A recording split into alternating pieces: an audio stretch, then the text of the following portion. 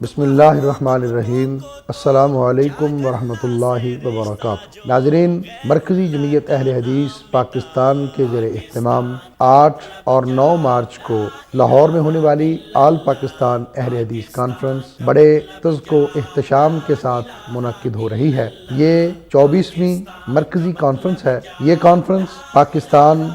اور پاکستان کے باہر رہنے والے وہ لوگ جو ناموس رسالت صلی اللہ علیہ وسلم کے ساتھ محبت کرتے ہیں، عقیدہ ختم نبوت کے لیے جان قربان کرنا اپنے لیے سعادت سمجھتے ہیں، پاکستان کے استحکام اور ملک پاکستان میں نظریہ پاکستان کا تحفظ اور نفاذ اسلام کے لیے کوششیں کرتے ہیں، یہ کانفرنس ان کے لیے ایک بہت بڑی سعادت اور بہت بڑی جدوجہد اور کوشش کا نام ہے۔ یقیناً وہ لوگ